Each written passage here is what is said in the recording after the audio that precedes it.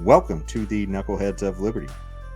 This issue with the war that's going on, where Russia has invaded the Ukraine and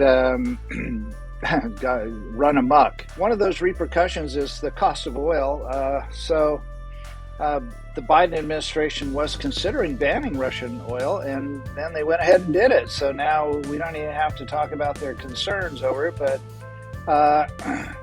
what do you think, gentlemen, about this whole repercussion involving oil, the sourcing it or not from Russia, and its effect? I think it's just the absolute lunacy of the Biden administration. I mean, one thing after another.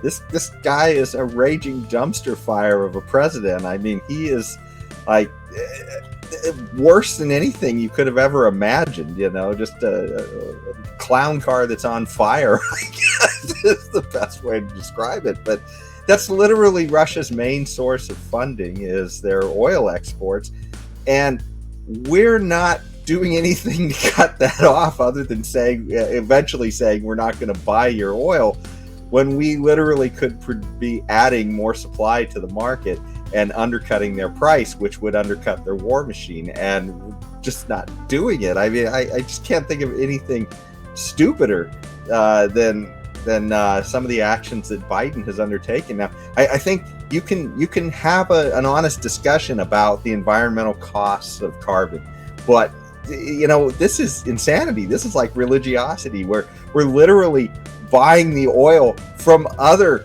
terrible places in the world. It's not like we've said, oh no, we're just not going to use oil. We're just buying it from somebody else. I mean, this is insanity. You go to Venezuela, a place that's on the ropes, and because they've got a terrible government, they took away everybody's freedom, decided that they went down the socialism route there, and now they make sure everybody's equal in their opportunity to eat dogs. I mean, yes. That's essentially what's going on there. And but they still have oil, and so we're looking to keep them propped up now. We were buying from Russia until just recently, when Biden said that was the next tack he was going to take.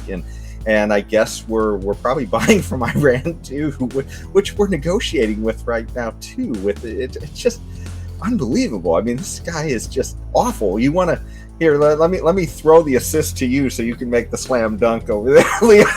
Why don't you put a cap on all this? I just love. You use the word insanity. I just love the insanity of the Biden administration.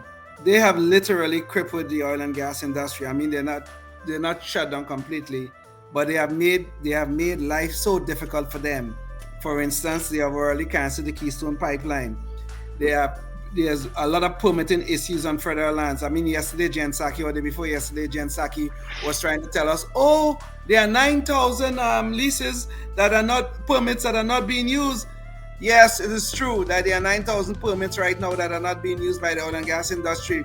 But it's also true the Biden administration had made the ability to drill on federal lands much more difficult than that was under the Trump administration. They so believe in this green garbage. We're going to solve the world with this new, clean, renewable energy. They have to cripple the oil and gas industry, but they didn't think that Russia would invade Ukraine and it would have repercussions throughout the world. Okay, but even though, quite frankly, the price of oil started to go up, and then we feel that at the pump in terms of the price of gasoline, but the price of oil started going up before Russia invaded. So it was Biden's lunacy policies that have gotten us to this place where we are. But now they're going to ban Russian oil, which is, I think we get about 5% of our oil consumption from the Russians. Now we're going to ban it. Of course, what's going to happen? Higher prices, more higher prices. So they're crippling the industry and the oil and gas industry on one hand. We had energy independence before. We were net exporters of oil and natural gas. But now we are importing because of the Biden administration and their lunatic policies. Well, just to play devil's advocate, that's definitely a factor, probably a major factor, what you both have discussed there. There has been a reduction in the investment in the oil and gas industry due to the shutdowns by the government during COVID and reticence on the part of investors to, because they're afraid that, COVID's going to come back or some other new thing's going to come back. They'll shut the whole economy down on purpose, and then there goes our investment. So there is that playing too. So the lack of production, there's, for various reasons. I just threw another one out there just in case somebody wants a devil's advocate thing. Are you finished, Tim? Yeah, I'm done. Yeah, just that. You're right. Because of the COVID shutdown, there were reductions in investment in the oil and gas industry. That is absolutely true. But notice who's causing it, right? Government entities are cause the shutdown, and it's government entities that have been crippling the oil and gas industry. The COVID, yes, was the starting point. I would agree with that. COVID was the starting point, but it all came from the same place. Right. Government, central planners. Yeah, definitely.